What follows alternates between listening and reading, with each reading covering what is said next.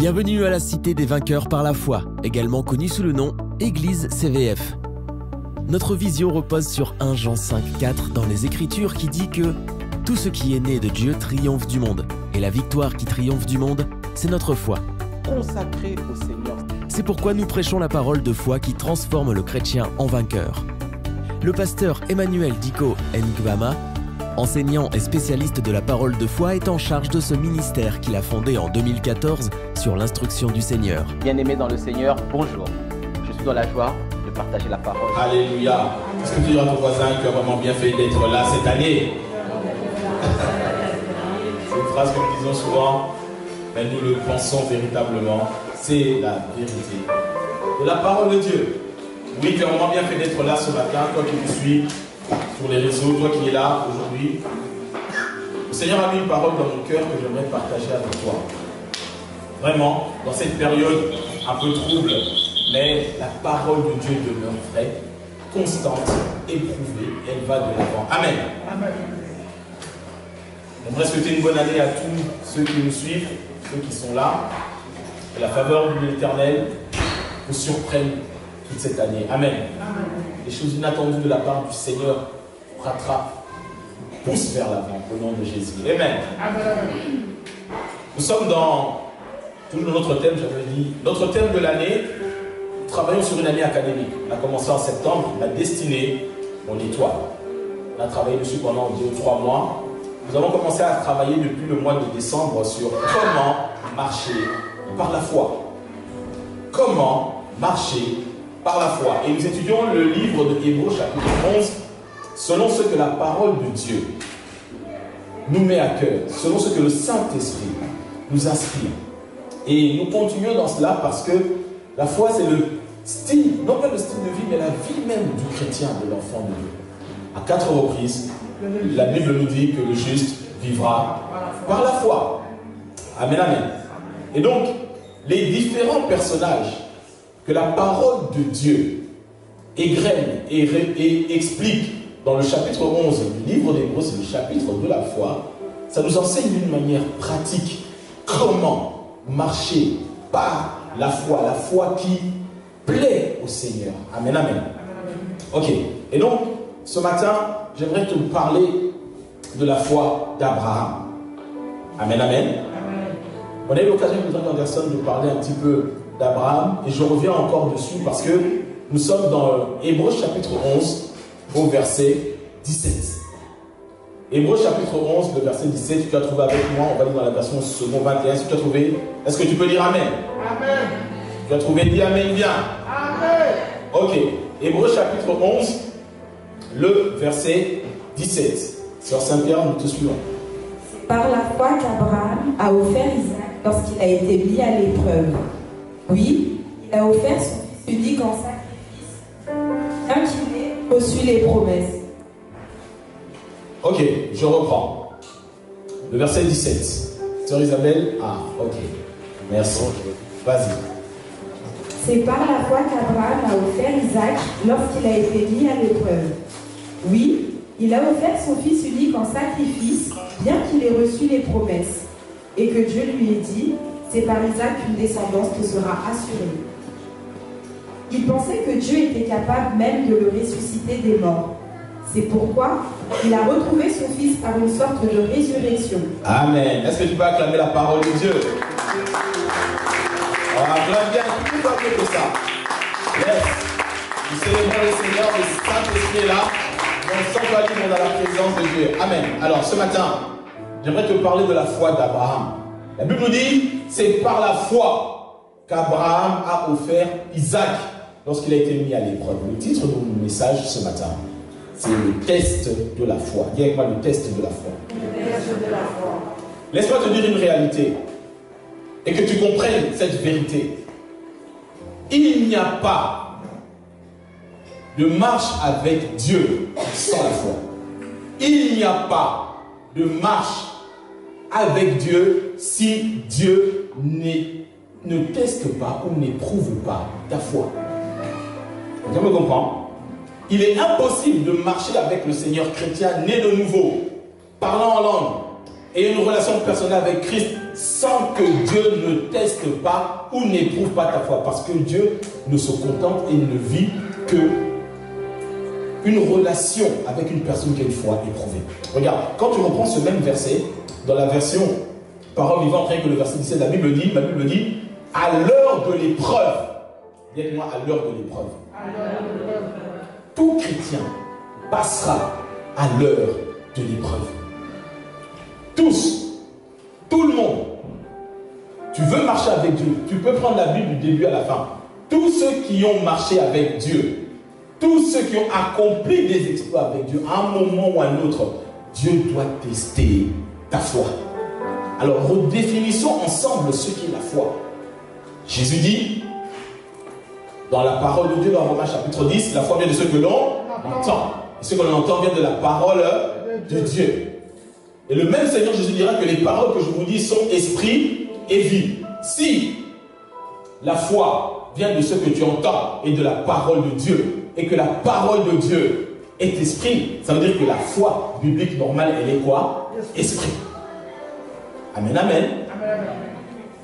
La foi biblique normale est d'abord esprit. Donc la définition technique et pratique de la foi, c'est que la foi est une puissance spirituelle, esprit, qui provient de la parole révélée de Dieu. Amen.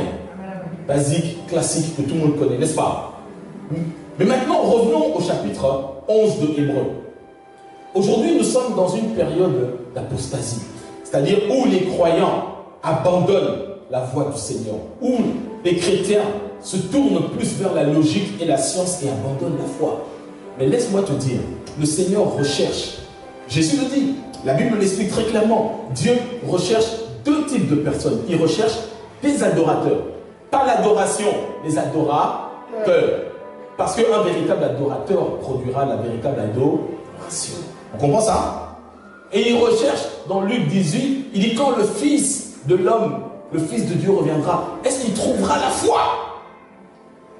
Deux éléments. Dieu recherche les adorateurs et les chrétiens qui ont la foi. Alors, on nous dit à l'heure de l'épreuve, c'est la foi qui a permis à Abraham d'offrir Isaac en sacrifice. On sait tous que Isaac représente le potentiel présent et futur d'Abraham. À un moment ou à un autre, Dieu te mettra dos au mur pour savoir véritablement ce qu'il y a dans ton cœur. La Bible dit là où est ton trésor, là aussi sera quoi? Ton cœur. Isaac représente le passé, le présent et l'avenir d'Abraham. Et à un moment donné, le Seigneur te permettra d'être testé et il éprouvera ta foi pour savoir si tu matches, c'est-à-dire tu colles véritablement au plus grand des commandements qui est tu aimeras l'Éternel, ton Dieu, de tout ton cœur, de toute ton âme, de toute ta force, de toutes tes pensées. Oui. À un moment ou à un autre, vous savez, la foi qui transforme le monde, la foi qui transforme l'univers, qui opère des miracles, c'est cette foi-là qu'on parle ici dans Hébreux chapitre 11. Et on prend l'exemple d'Abraham. À un moment ou à un autre, vous savez, pour beaucoup de chrétiens, bien intentionnés, qui aiment Dieu, mais dans leur cœur, leur véritable trésor n'est pas Dieu, c'est leur vie de couple. Pour certains chrétiens, leur trésor n'est pas le Seigneur, c'est leur business. Mais ils aiment Dieu, il n'y a pas de souci là-dessus. Ils soutiennent l'Église, ils sont tout. Mais à un moment donné, le Seigneur éprouvera ce qui est réellement dans ton cœur. Est-ce qu'on me comprend? Il n'y a pas de marche avec le Seigneur sur du long terme sans que le Seigneur teste et éprouve ta foi. Abraham, on le sait, c'est le père de la foi. Donc, c'est un modèle pour nous tous. Mais laisse-moi te dire, bien aimé, je marche avec le Seigneur depuis tellement d'années. Le Seigneur m'a appelé à enseigner, à vivre par la foi depuis tellement d'années. Laisse-moi te dire, le test de la foi est une étape inévitable.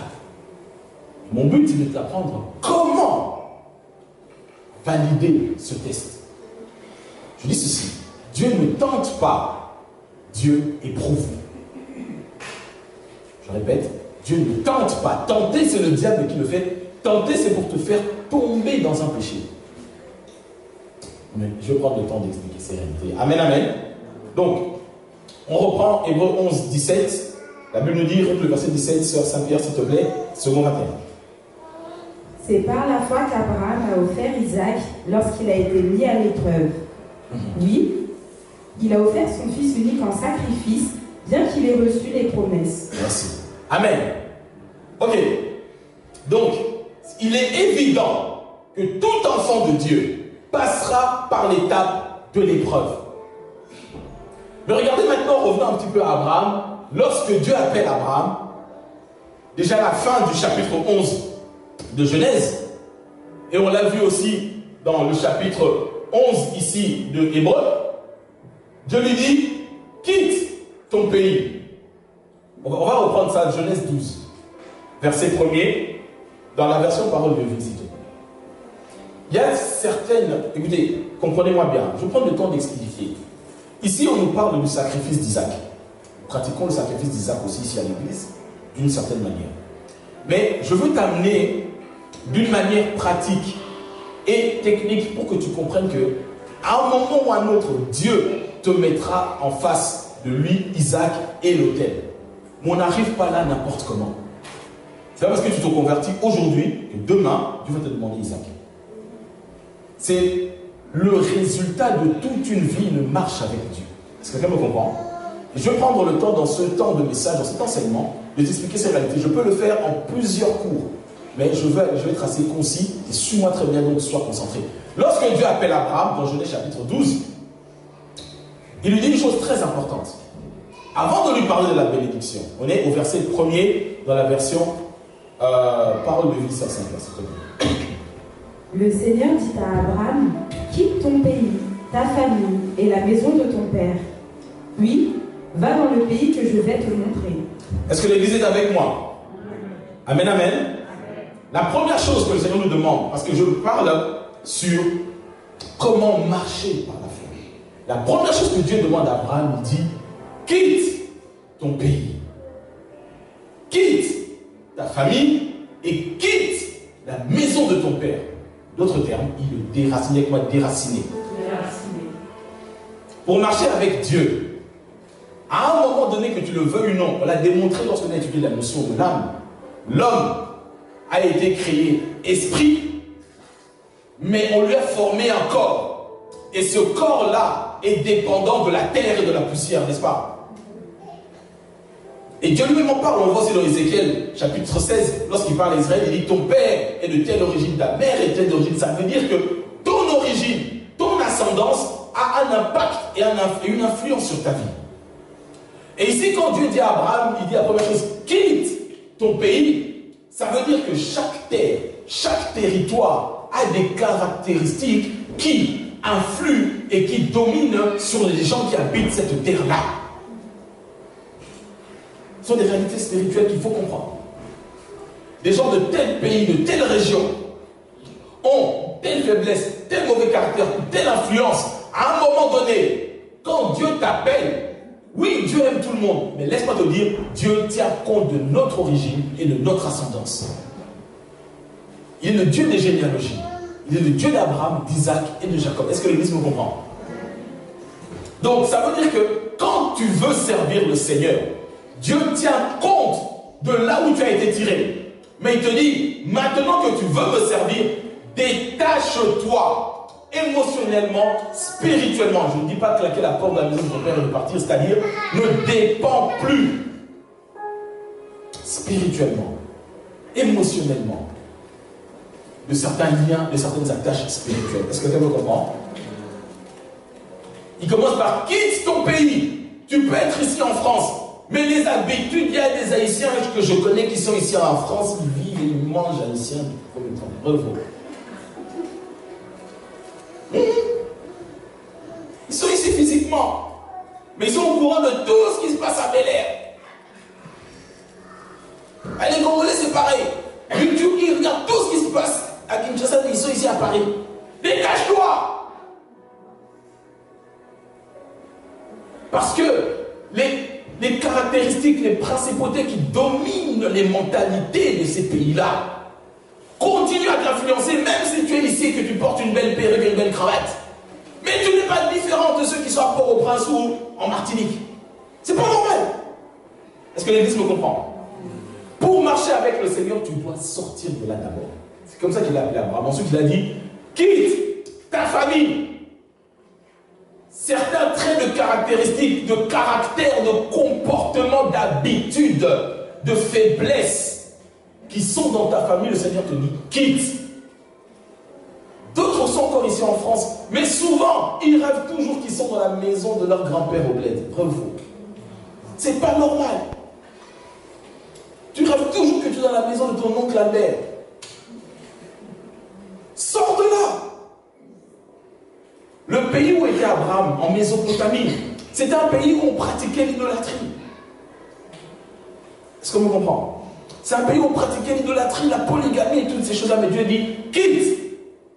Dit, quitte ton pays, quitte ta famille au sens large. Et ensuite, Dieu encore plus précis dit, quitte la maison de ton père. Le nom que tu portes, le nom de ton père là, peut-être qu'il y a des comment je veux dire? Est-ce qu'on comprend? C'est le premier dimanche de l'année. Le Seigneur nous dit cette année, il veut affiner ta foi. Mais comme il a fait pour Abraham, il a dit, Abraham, quitte. Oh mais non, mais tu dis chez nous, c'est toujours comme ça. On ne se laisse pas faire. Les femmes sont comme ça. Dieu dit, quitte. Et si tu étudies la vie d'Abraham, tu verras que Dieu l'a quitté, mais Abraham n'a pas tout quitté. Il a dit, quitte ton pays, il a quitté son pays, mais il a pris son père avec lui. Il a pris Lot avec lui. Mais il n'est pas rentré pleinement dans la bénédiction que Dieu avait préparée pour lui, tant qu'il n'avait pas quitté. Son père est mort, il s'est séparé de Lot, et à partir de là, il a commencé à voir. Est-ce qu'on me comprend? Donc, je parle à quelqu'un, je dis, tu veux vivre et marcher par la foi, attends-toi à ce que Dieu éprouve et teste ta foi. C'est important de comprendre cette réalité. Le Seigneur éprouve et teste notre foi. Vous savez, dans la marche et dans la vie chrétienne, il y a une seule chose que Dieu teste, que Dieu mesure, c'est notre foi. Il ne mesure pas ta vie de prière, il ne mesure pas ton onction, il mesure ta foi. Il y a quelqu'un, Dieu teste. Alors, il y a quelqu'un, Dieu teste. Il y a quelqu'un, c'est le diable qui tente. Écoute-moi bien. On a vu ici dans Hébreux, chapitre 11, à l'heure de l'épreuve, nous tous, à un moment donné dans notre ministère, dans notre appel, nous passerons par la notion de l'épreuve. Mais définissons bibliquement, qu'est-ce que la Bible entend et appelle épreuve? Éprouver. Bibliquement parlant, c'est soumettre quelqu'un ou une personne à une épreuve, mais dans un but bienveillant. Dites-moi bienveillant. Bienveillant. Pourquoi? Parce que l'épreuve, selon Dieu, a un but bienveillant. Et quel est ce but? C'est prouver, plus améliorer la qualité de ta foi. Je répète, bienveillant pourquoi? Parce que Dieu veut prouver, plus améliorer la qualité de ta foi. Ce qui est paradoxal, c'est que l'épreuve peut sembler désagréable, malsaine ou méchante. Pourquoi? Parce que l'épreuve expose et dévoile tes propres faiblesses et tes limites, n'est-ce pas? C'est jamais agréable d'être confronté comme ça à ses propres faiblesses et à ses propres limites. Le mot éprouvé en hébreu tire sa racine, on va dire, du terme du feu du fondeur. Vous savez, comme un forgeron ou un fondeur fait des fers à cheval, il met ça dans le feu. Un métal raffiné qui passe par le feu, c'est ça dans la vision de Dieu, la notion de l'épreuve. Ce n'est jamais agréable lorsque on prend de l'or pour le purifier, on le met quoi dans le feu. Et quand on le met dans le feu, la première chose qui sort, c'est ce qu'on appelle les scories, c'est-à-dire les choses impures. Maintenant, la vie de la foi. Tu vas me dire, oui, mais pasteur, c'est le premier dimanche de l'année, pourquoi tu ne prêches pas des millions, pourquoi tu ne prêches pas? Frère, je prêche la foi. Et pour que ta foi produise des millions, produise la santé, produise la joie, produise toutes ces réalités-là, elle doit être pure. Dis avec moi, pure. Et le terme pur signifie sans mélange. Il y a une différence, je l'ai toujours dit, entre la pureté et la propreté. Tu peux prendre un diamant pur dans la boue, il est sale, mais il est pur. Est-ce qu'on me comprend? J'explique. Être pur, ça signifie que intérieurement, dans la pierre, dans le diamant, il n'y a pas d'atomes ou de molécules autres que du diamant 100%. Tu peux prendre le même diamant ou de l'or 18 carats. L'or 18 carats n'est pas de l'or pur, puisqu'il y a 25% d'une matière autre que de l'or, n'est-ce pas? Même s'il brille, tu l'achètes aux Champs-Élysées, chez Dior ou n'importe quoi, il n'est pas pur à 100% parce qu'il y a du mélange. Maintenant, tu peux prendre une pépite qui est pure mais qui est dans la boue. Elle est sale, mais elle est pure. Ce qui intéresse Dieu, c'est d'abord la pureté. Est-ce que l'Église me comprend? La pureté, ça signifie qu'il n'y a pas de mélange ni de contrefaçon au-dedans de Dieu. Et le but de l'épreuve, c'est justement que tu montes de niveau en ce qui concerne la pureté. Qu'il n'y ait pas de mélange. Qu'il n'y ait pas de mélange. Le terme éprouver, épreuve, en grec, dénote d'une notion spéciale que j'aimerais encore bien expliquer en profondeur. Ça s'appelle examiner en profondeur. Le Seigneur marchera avec toi, oui, mais il a besoin que ta foi soit examinée en profondeur. Je le dis, je le répète, s'il y a une chose que le Seigneur teste, c'est notre foi. C'est notre foi. Rien d'autre. C'est notre foi que Dieu teste. Et le terme grec pour dire tester ou éprouver, c'est le terme qu'on reprendra souvent, ça se dit en grec dokimos. Dis moi dokimos. D-O-M-I-K-O-S. Dokimos, ça signifie, quand je reçois un cachet, éprouver. C'est-à-dire qualité certifiée. C'est un terme qui revient souvent dans le Nouveau Testament. Dokimos. C'est-à-dire examiner en profondeur. Oui, on peut vous prêcher la foi. Oui, on peut encourager quelqu'un. Mais laisse-moi te dire, tu veux marcher avec Dieu, tu veux voir la main du Seigneur dans cette année, attends-toi à passer par les épreuves. Pas une épreuve, des épreuves. Et le but des épreuves, c'est justement de révéler la qualité ou la pureté de ta foi. Pourquoi j'ai commencé en expliquant cette réalité de quitter le pays de ton père? Le Seigneur éprouvera ta foi. En général, il y a 4 ou 5 domaines dans lesquels nous passons tous là-dessus. Le Seigneur éprouvera ta fidélité face à l'argent, éprouvera ta fidélité face au sexe opposé, il éprouvera ta fidélité face au pouvoir, à l'autorité, il éprouvera ta fidélité face au système, c'est-à-dire quand je parle de système, à l'église. Bien aimé, entre parenthèses, on ne peut pas être fidèle à Dieu sans être fidèle à un système. C'est Dieu qui a établi les systèmes. Parce que Dieu est esprit. Est-ce qu'on me comprend? Dieu éprouvera ta fidélité. Il dit face à l'argent, face à toutes ces réalités-là. En cette période d'apostasie, Dieu m'a appelé à enseigner au peuple de Dieu la foi. Cette foi qui plaît au Seigneur, qui porte le fruit. Et cette foi-là, elle devra être éprouvée et testé. On va lire un premier passage dans Genèse. Dans Genèse chapitre 22, le premier verset. Je dis, le but de l'épreuve et du test, c'est justement de révéler quelle est la qualité ou la pureté de ta foi.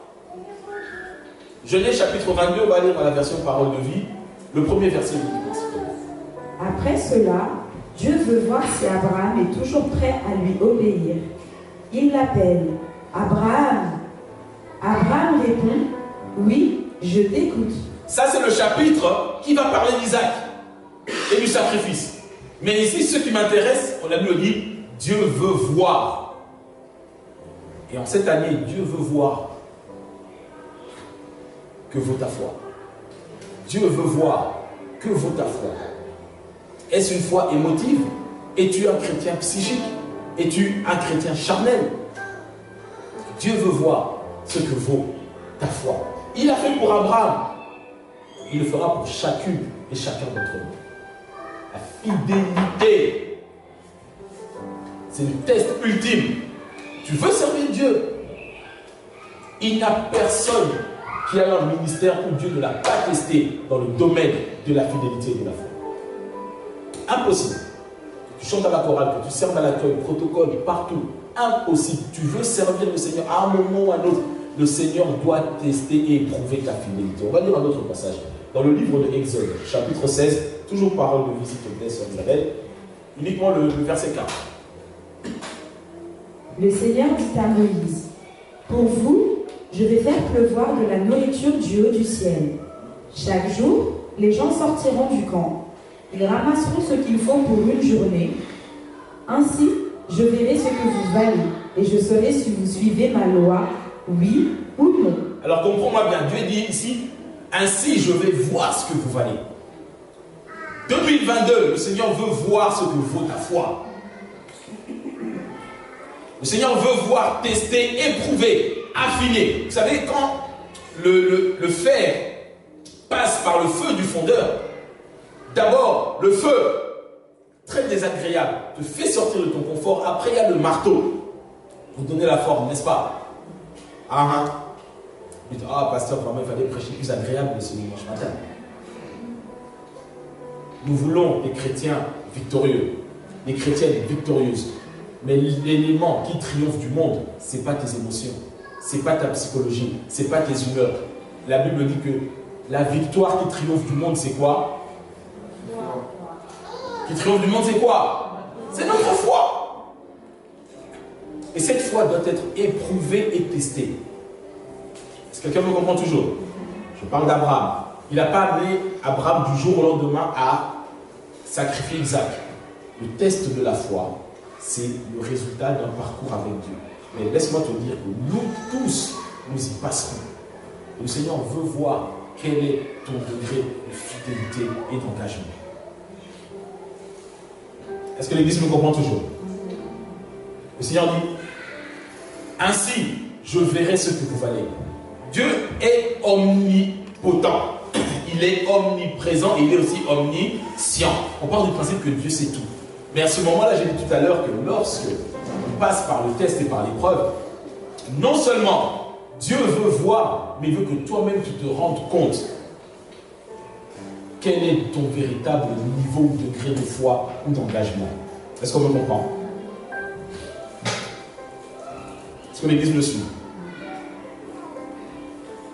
Pour ceux qui servent le Seigneur, qui veulent servir le Seigneur, qui sont dans le ministère, il n'y a pas de plus grand test que le test de la fidélité et de la foi. Il n'y en a pas.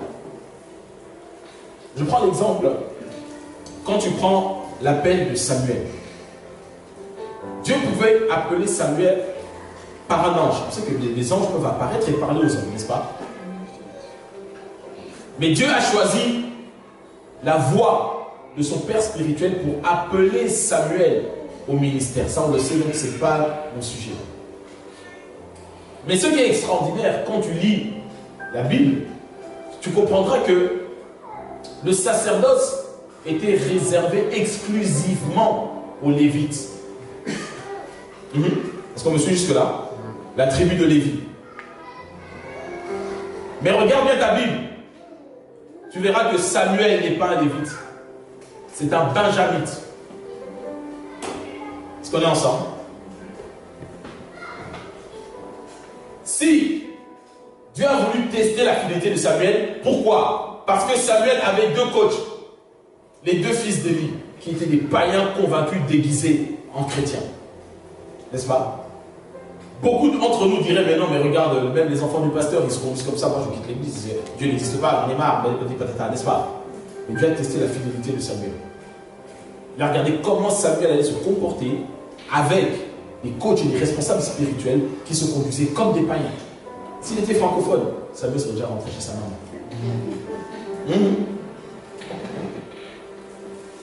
Est-ce qu'on me suit? Dieu a testé comment Samuel allait être fidèle à un père infidèle. Tous ceux qui servent dans le ministère passent par cette étape-là. Tous. Si tu n'es pas passé par là, à un moment ou à un autre, ça arrivera. Si tu n'es pas passé par là, alors je remets en cause ton appel. Le Seigneur permettra que tu sois choqué. Le Seigneur permettra que tu sois désillusionné par des serviteurs, des hommes de Dieu, des choses comme ça. Le Seigneur va tester ta fidélité. Je fais une parenthèse pour ceux qui sont appelés au ministère. Je peux même aller encore plus loin. Tu as voulu voir comment un benjamite allait traiter et gérer la chose de Dieu alors que ça n'était pas destiné au départ. Mais comment? En éprouvant sa fidélité face aux faiblesses d'un lévite. Écoute, c'est parce que ce n'est pas le sujet du jour, mais je vais vite faire là-dessus pour qu'on me comprenne. Écoute-moi bien. Lorsque Israël a reçu le partage de la terre de Canaan, la tribu de Lévi, les Lévites n'avaient pas de terre. Leur héritage, c'était Dieu. Est-ce qu'on me comprend? Dieu le dit. Il dit, je suis moi-même votre héritage. C'est pourquoi, lorsque un Lévite tombe ou est dans la faiblesse, ne joue pas avec ça, parce que le Lévite possède Dieu. Et en exposant le Lévite, tu exposes Dieu. Est-ce que quelqu'un me comprend? En exposant la nudité du sacrificateur, quels que soient ses torts, que là tu partages, tu as vu, amen, assiste, prêche la vérité. Tu exposes Dieu. Parce que le sacrificateur, consacré à plein temps, son héritage, c'est Dieu. C'est-à-dire, ce n'est pas Dieu qui possède le Lévite, c'est le Lévite qui possède Dieu. C'est-à-dire qu'il possède la chose de Dieu. Est-ce qu'on comprend ça mieux? Dieu a testé la foi d'Abraham.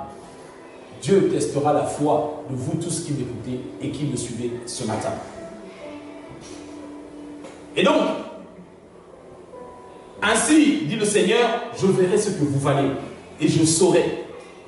Dieu veut savoir où est-ce que tu en es, Ashley. Dieu veut savoir où est-ce que tu en es, Sandy. C'est-à-dire que toi-même, face à tes propres limites, tu sauras si ce que tu dis correspond à ce qu'il y a dans ton cœur. C'est pour ça que Hébreux 11, 17, on a vu, à l'heure de l'épreuve, tu veux marcher avec Dieu. Je ne parle pas uniquement à ceux qui sont appelés dans le ministère, mais tout chrétien, face à ton avenir, face à ce que tu chéris le plus au monde, à un moment donné, Dieu te mettra à l'épreuve face à ça. On va lire un autre passage. Deutéronome 8, verset 2, toujours version parole de vie. Souvenez-vous de tout le chemin que le Seigneur, votre Dieu, vous a fait parcourir pendant 40 ans dans le désert. Il vous a fait connaître des difficultés pour voir ce que vous valiez. Il voulait savoir ainsi ce que vous aviez dans le cœur et si vous vouliez respecter ses commandements, oui ou non. Le but de l'épreuve, Dieu veut voir ce qu'il y a réellement dans ton cœur. Quand tout va bien, tout le monde il est beau, tout le monde il est gentil. Mais ils vont passer par le feu du fondeur pour faire sortir les scories, les impuretés, ce qu'il y a véritablement dans ton cœur. Lorsque à l'église, personne ne te calcule, personne ne te dit plus bonjour, où tu es, on va dire, confronté à des injustices flagrantes. Dieu veut voir réellement ce qui est dans ton cœur. Il te fait passer par des déserts. Dites-moi l'école du désert. L'école du désert a pour but d'éprouver et de révéler véritablement où en est le niveau de ta foi. Je ne suis pas en train de dire que la vie chrétienne est une vie de malheur, de douleur et de combat. Non, non, non. Mais il y a une période. On a vu c'est qu'Abraham, la Bible dit, à l'heure de l'épreuve. À l'heure de l'épreuve. Même Jésus sur la terre, il y avait l'heure de l'épreuve. Gethsemane, Golgotha. Est-ce que l'Église me suit? Le verset 16, toujours au chapitre 8. Parole de vie, s'il te plaît.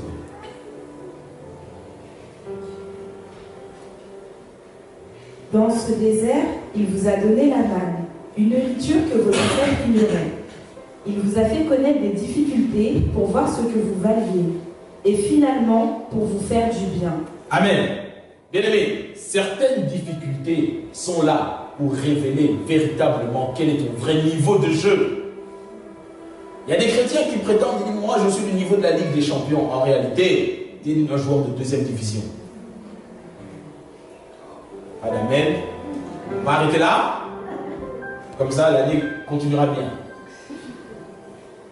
Le Seigneur dit, il vous a fait connaître des difficultés pour voir ce que vous valiez. Oui, nous prions. Oui, nous vivons par la foi. Oui, nous sommes des chrétiens. Oui, nous sommes nés de nouveau. Mais le Seigneur veut voir où tu te situes réellement. Ton engagement. Et il n'y a pas d'autre test. Ce n'est pas le test face à l'impulsivité. Non, le test de la foi. Es-tu constamment constant dans ce que Dieu t'a demandé de faire? Je disais tout à l'heure que quand il a dit à Abraham, quitte la maison de ton père, quitte ta famille, quitte ton pays. Oui, il peut arriver que dans certaines familles, la caractéristique première, c'est peut-être l'addiction à l'alcool. À un moment donné, Dieu testera ta foi face à l'addiction de l'alcool. Ça peut être que les jeunes filles ont des copains à gauche à droite et sont mères avant de se marier. Dieu testera ta fidélité, ma soeur, face à ce genre de situation. C'est-à-dire qu'il quitte et va te mettre à l'épreuve vis-à-vis de ces réalités-là pour que tu saches réellement quel est ton vrai but. Donc, le feu du creuset, du fondeur, a pour but de purifier, d'enlever les mélanges, d'enlever ce qui est de toi, d'enlever tes concepts, d'enlever ta manière de penser les choses, pour que tu fonctionnes réellement sur le Dieu. Psaume 66, Psaume 66, version parole de vie, s'il te plaît. Psaume 66, le verset 10 uniquement. Regardez ce que la parole de Dieu dit. Ô Dieu, tu voulais savoir ce que nous valons. Aussi, comme on purifie l'argent au feu, tu nous as purifiés par la souffrance. Amen. Dieu peut se servir de la souffrance pour purifier ton cœur. C'est-à-dire pour révéler véritablement quelles sont tes vraies intentions. Le Seigneur ne prend pas plaisir à ce que tu sois malade. Il ne prend pas plaisir, tout comme tout parent, nous ne prenons pas plaisir à voir ton enfant souffrir ou avoir la maladie. Non, non, non, non. Le but du Seigneur ici, comme le feu du fondeur, c'est pour enlever ce qui n'est pas de lui. Est-ce que l'Église me comprend bien? Est-ce que les chrétiens sont toujours avec moi? Ta foi doit être testée, pesée, validée et éprouvée.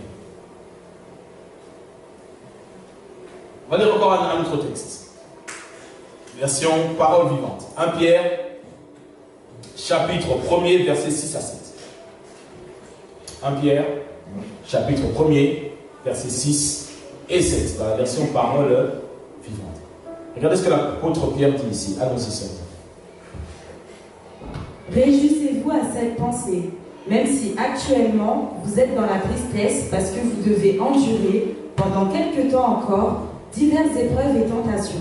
Quand tu passes par des épreuves, ça peut arriver que tu sois triste, mais ne demeure pas tout le temps dedans. Est-ce que quelqu'un me comprend? La durée de l'épreuve dépend de ton attitude et de ton comportement. Le Seigneur ne peut pas t'utiliser tant qu'il ne t'a pas validé. Et le but de mon enseignement ce matin, c'est de t'expliquer qu'est-ce que tu dois faire pour être validé. Est-ce qu'on me comprend? Donc ici, l'apôtre Pierre explique. Il dit, oui, actuellement, par moment, tu peux passer par des moments difficiles. Oui, tu peux passer par des situations que tu ne comprends pas. Parce que ce sont des épreuves. Mais le but final du Seigneur, ce n'est pas que tu demeures tout le temps là-bas. Mais quelle doit être ton attitude dans l'épreuve pour être validé? Tu dois constamment avoir les yeux fixés sur la parole de Dieu. Et comme Abraham, comme Sarah, tu te dis, il est impossible que Dieu mente. Ce qu'il t'a dit, il va l'accomplir. Et que la parole de Dieu s'accomplira certainement dans ma vie. Moi, ma part, c'est de rester constamment constant. Est-ce que l'Église me suit? Indépendamment de ce que je peux ressentir, indépendamment de ce que je peux comprendre, Dieu d'Abraham, il dit, quitte ta famille, quitte ton pays, quitte la maison de ton père, ensuite je te montrerai là où tu dois aller. Est-ce que quelqu'un me comprend?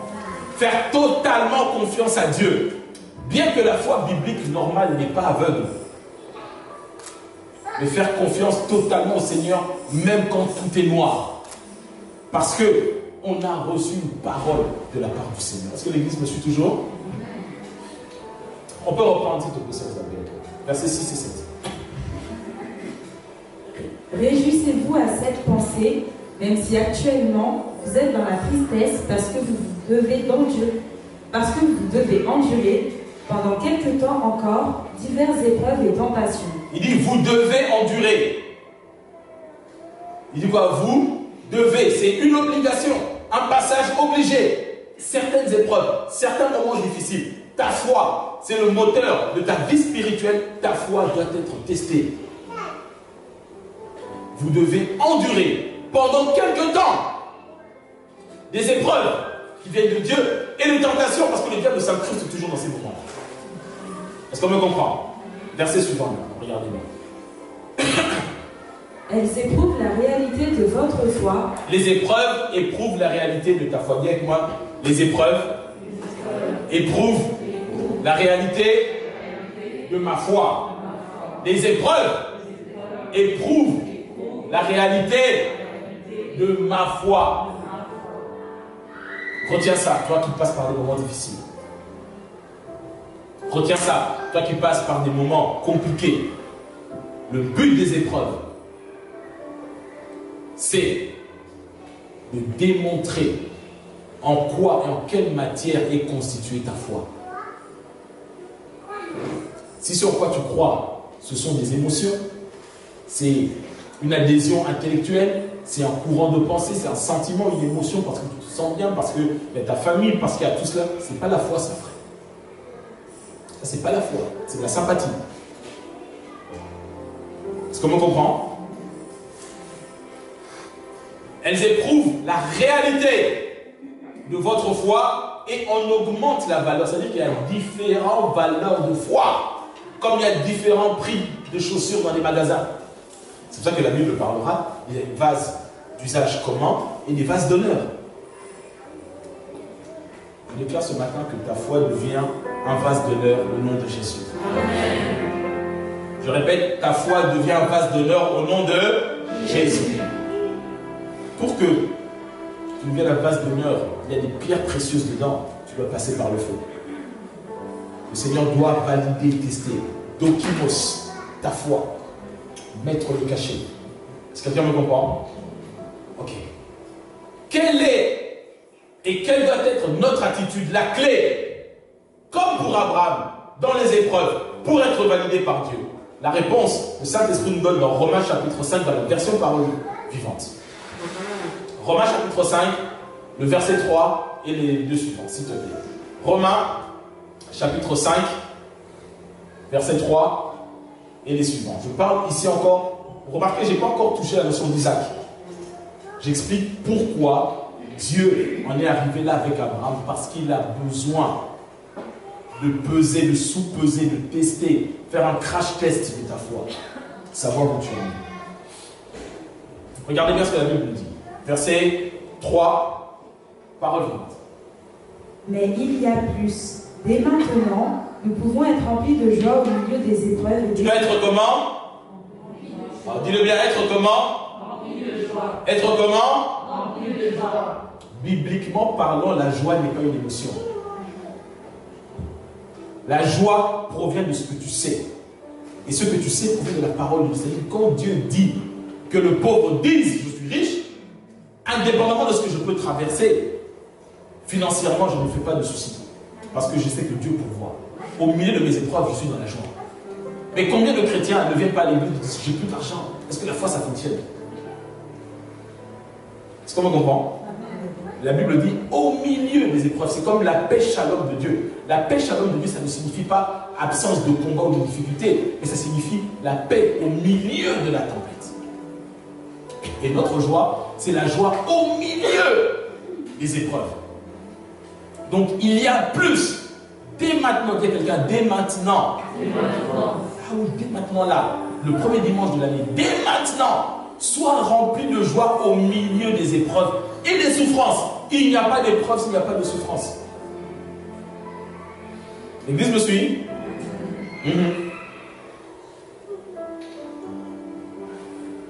Pourquoi nous échouons en francophonie? Parce que nous n'aimons pas les épreuves. Nous n'aimons pas les souffrances. Nous n'aimons pas marcher par la foi. Nous marchons trop par nos sentiments, trop par nos émotions. Le Seigneur a dit, quitte la maison de ton Père, quitte cette manière de penser, quitte ces choses-là. Pour que maintenant tu puisses voir et entendre ce que Dieu dit. Ta foi doit être testée, doit être pesée, tournée, sous-pesée, crash test. Il dit au milieu des épreuves, pour que ton épreuve soit courte, sois, bien-aimé, rempli de joie au milieu des épreuves et des souffrances. Regardez bien, on continue. Oui, malgré nos difficultés et nos détresses. Nous triomphons car nous savons qu'elle contribue à notre bien. Le but de l'épreuve, je l'ai dit, elle contribue à ton bien. Parce que les épreuves, selon Dieu, ont une nature bienveillante. Le but des épreuves, c'est pour contribuer à ton bien. Maintenant, je ne dis pas que si tu fumes 5 paquets par jour et que tu as le cancer, tu dis Dieu me teste. Non! C'est pas ça l'épreuve. Est-ce qu'on me comprend? Ça, c'est un piège dans lequel tu t'es fourré tout seul. Tu prends la femme de ton voisin et il dynamite ta voiture. Dieu me met à l'épreuve. Non! T'as eu chaud. Pour cette fois. Est-ce qu'on me comprend? Non, non, non, non, non. Le but de l'épreuve, elle arrivera toujours. Et que tu marches devant le Seigneur comme il faut. Mais il y a des situations, des montagnes qui prennent du temps à partir, des situations difficiles. Ce sont ça des épreuves. Tant que toi, tu t'assures. Éprouver, ça veut dire se tester soi-même, n'est-ce pas? Tu regardes ta vie, tu sais que tu n'es pas dans le compromis, tu n'es pas dans le mensonge, tu n'es pas dans ces choses-là, mais tu es dans certains combats qui te sont imposés. Tu es né dans une famille où tout le monde est addict à l'alcool ou à des choses comme ça, mais toi-même, tu n'as pas cette envie-là. Mais ça te poursuit, ça te combat. C'est ça une épreuve. Mais c'est pas toi aller au Mambo Jazz Club et tu dis je suis tenté par le monde. Non, qu'est-ce que tu fais là-bas? Est-ce qu'on me comprend? Le pasteur, je suis tenté par les sœurs. Mais arrête de leur envoyer des textos à 23h, frère. Arrête, tout de suite, arrête. Est-ce qu'on me suit? Il y a une différence entre épreuve et tentation. Je veux dire une différence entre épreuve et stupidité. Et donc, nous savons qu'elle contribue à notre bien. Écoutez bien la suite, souligne ça si c'est ta Bible. Écoute bien. L'épreuve fait quoi? L'épreuve nous apprend à être patient, à porter nos fardeaux sans rechigner. Ok. Être patient, bibliquement parlant, ça ne veut pas dire savoir attendre, n'est-ce pas? Tu sais ça. Être patient, ça signifie être constamment comment? Constant. Être le même avant, pendant et après. C'est-à-dire que je compte sur le Seigneur avant de rentrer dans l'épreuve. Je compte sur le Seigneur pendant la tempête et je compte encore plus sur le Seigneur après la tempête. C'est ça, être constamment constant, être patient. La Bible nous dit que l'épreuve nous apprend à devenir patient. Ça s'apprend. Et ça s'apprend comment? Par la parole et par le test. Est-ce que tu me suis? Être patient, ça s'apprend. Et l'Église, les enseignants sont comme dans une école pour vous expliquer ces réalités. L'épreuve a pour but de t'apprendre, c'est-à-dire scolairement t'expliquer. Il faut faire ça, comme je l'ai dit tout à l'heure, être dans la joie. Surtout, lorsque tu as des moments difficiles, lorsque ta foi est éprouvée, la Bible dit ne murmure pas. Ici, on utilise le terme rechigner, c'est-à-dire bouder. Et là, nous les chrétiens, on est trop champions dans ça, nous les francophones. On fait mon rechigne en réalité. Oui, pasteur, je vais faire. Oui, il n'y a pas de souci, mais au fond de soi, on rechigne. Il dit, le but de l'épreuve, c'est de porter le fardeau, le poids, sans rechigner. Rechigner, c'est murmurer. Murmurer, ça veut dire au Seigneur, tu dis, Seigneur, en réalité, ce que tu fais, c'est pas bien. Si moi j'étais toi, j'aurais fait ça autrement. Et c'est pour ça que 40 ans, ils ont tourné dans le désert, et toute une génération n'est pas rentrée dans la terre promise à cause du rechignage. Murmure. Plainte, replainte. Quand quelque chose ne va pas, viens voir la personne, viens voir ton responsable, viens voir ton frère, viens voir le pasteur, pose-lui la question, ne rechigne pas. C'est un venin qui disqualifie. Toute une génération a été disqualifiée à cause de cela. L'épreuve est là pour vous montrer ce qu'il y a réellement dans ton cœur. Quel est le degré de ta foi, mais surtout ne murmure plus contre le Seigneur. Est-ce que quelqu'un me suit? Ne murmure plus contre le Seigneur. Ne murmure plus contre tes responsables spirituels. Tu ne sais pas le prix qu'ils payent pour toi. Tu ne sais pas. Tu ne sais pas. Ne murmure pas, tu ouvres toi-même des portes. Vous savez, beaucoup de chrétiens ne rentrent pas dans la terre promise. Pourquoi? À cause de cela, parce que la Bible l'explique très clairement. Tu as un responsable spirituel qui est là. Je prends l'exemple du diacre Andy qui est là. Tu es dans le groupe des jeunes et que tu passes ton temps à rechigner sur lui. Tu ne sais pas que lorsque des fois certains démons, au lieu de t'attaquer, toi, ils s'attaquent à lui. Et que lui, il paye le prix pour toi. Et que toi, tu es là, tu dis, ah, mais la vie est belle, je suis bien. Quelqu'un porte le fardeau. Et que moi, je porte son fardeau. Si toi, tu murmures contre lui, tu pèches contre ta propre onction. Est-ce qu'on comprend mieux ça ou pas? Il peut être limité, il a des défauts, peut-être qu'il ne t'a pas rappelé, parce que je te rappelle, on est ensemble, il a oublié, tu dis, ah ouais. Les hommes de Dieu haïtiens, surtout quand ils sont clairs, c'est comme ça. Non. Ne rechigne pas. Tu ne sais pas le prix qu'il paye. Parce que tout responsable est une barrière pour toi. Tu dis, oui, mais la soeur elle est là seulement avec sa robe blanche le matin. Tu ne sais pas, lorsqu'elle dirige l'intercession, des combats qu'elle mène pour toi. Oh, l'église, est-ce qu'on me suit? Amen. Marcher par la foi, c'est très pratique, terre à terre. Je suis les réalités de la vie de l'église. Le but de l'épreuve, certaines épreuves, tu aurais pu sortir de là en une semaine. Mais ça fait 6 mois que tu critiques le teint du frère du diacre Andy. Tu vas dire, tant que tu critiques son teint, les haïtiens clairs, tu restes toi dans les ténèbres. Tant que tu continues à critiquer, le Seigneur va dire, reste là, on est ensemble.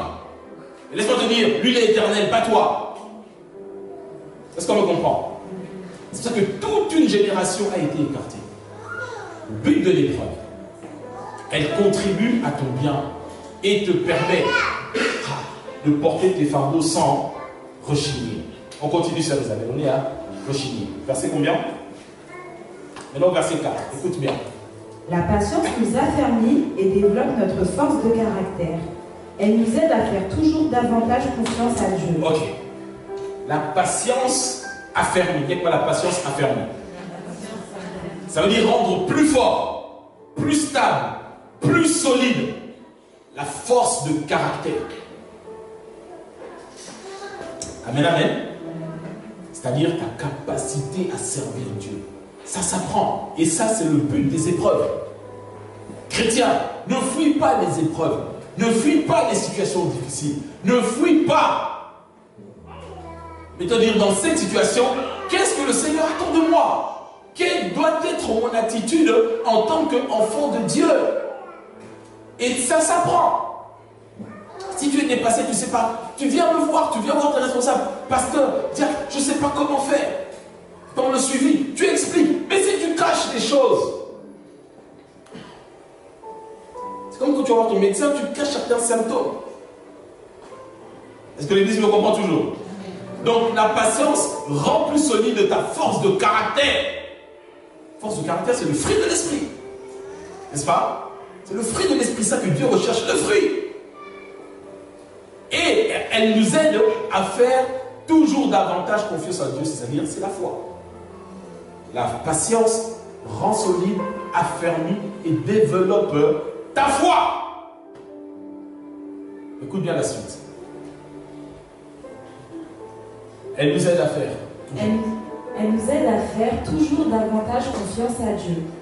Lorsque nous avons traversé victorieusement l'épreuve, notre foi et notre espérance acquièrent force et constance. Ta foi acquiert quoi? Force et constance. Le but de l'épreuve, c'est de renforcer et de stabiliser la foi de quelqu'un. Je déclare que cette année, ta foi doit devenir tellement solide que le diable lui-même va commencer à prendre des Doliprane dès qu'on va citer ton nom. Tous les sorciers de mon village vont commencer à prendre Doliprane dès qu'on va citer ton nom parce que ta foi est tellement forte et constante et ferme. Chacun à son niveau, le Seigneur éprouve, teste et valide ta foi. Mais ton attitude détermine la longueur, la durée de l'épreuve. Il est impossible que Dieu se serve de toi sans qu'il ait validé et testé ta foi. Il n'y a pas d'exemple biblique contraire à ça. Tu vas aller loin avec Dieu cette année. Tu dois être prêt dans ta pensée, dans ton esprit, comme Pierre l'a dit. Ayez toujours cette pensée. Même si vous êtes triste dans les épreuves, mais elles servent à démontrer ce que vous valez. Votre foi doit être pesée, sous-pesée, testée et validée. Est-ce que l'Église me suit? On est dans cette période-là où le Seigneur recherche des chrétiens avec une foi stable, ferme et constante. Mais pour obtenir une foi stable, ferme et constante, il faut passer par l'épreuve. Du verbe éprouver qui donne des preuves, du terme proof en anglais. On me suit? L'épreuve produit l'épreuve. Et notre foi, celle que Dieu attend de nous, c'est une foi qui a montré ses preuves, de quoi elle est capable. Je suis capable de compter sur le Seigneur malgré ce que je traverse, vents et marées, nuit, pluie, jeûne, tout. Je suis là, Seigneur, tu peux compter sur moi. Ce sont des gens comme ça que le Seigneur recherche. Et quand cette foi-là est éprouvée, tu vas accomplir des exploits. Et ma prière est qu'on puisse mettre ton nom dans Hébreux chapitre 11 là-bas dans le ciel. On puisse dire c'est par la foi que la sœur Sandy a quitté la Guadeloupe. Oh mais comment? Tu pries l'évangile. C'est par la foi que la diaconesse Daveline a quitté Haïti. Elle est devenue directrice. Mais c'est écrit dans les livres. C'est par la foi. C'est Laura. Et on peut citer combien d'exemples ici? Est-ce qu'on me comprend? Mais pour cela, le Seigneur a besoin de tester et d'éprouver la foi. Parce que je ressens dans mon cœur, maintenant, ce que je suis en train de me dire, c'est que beaucoup ont laissé passer cette opportunité. Les épreuves ne sont pas une punition. Je le dis bien. Moi, je sais de quoi je parle. Je dis que les épreuves, en réalité, ce sont des opportunités. Beaucoup les ont manquées, ou d'autres ont baissé les bras. Mais ce matin, pour commencer cette année, on va prier ensemble. Est-ce que l'Église me suit? Pour que ceux qui sont fatigués, démoralisés, qui ont baissé les bras à cause des épreuves, que tes bras se relèvent ce matin. Accepte que je devienne Hur et Aaron pour soulever tes mains, pour que tu puisses continuer à prier. Tes bras sont fatigués, mes bras vont te soutenir. Ton esprit est fatigué, laisse mon esprit te soutenir. Ton onction est fatiguée, laisse l'onction que Dieu a mis en moi te soutenir. Est-ce que quelqu'un a été béni ce matin? Est-ce que quelqu'un reçoit la parole de Dieu ce matin? On va acclamer le roi des rois.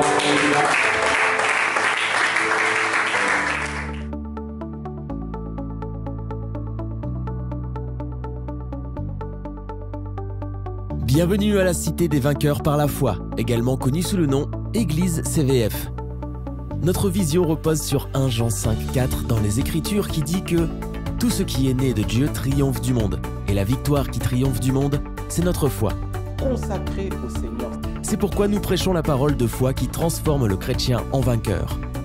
Le pasteur Emmanuel Diko Ngwama, enseignant et spécialiste de la parole de foi, est en charge de ce ministère qu'il a fondé en 2014 sur l'instruction du Seigneur. Bien-aimés dans le Seigneur, bonjour. Je suis dans la joie de partager la parole de Dieu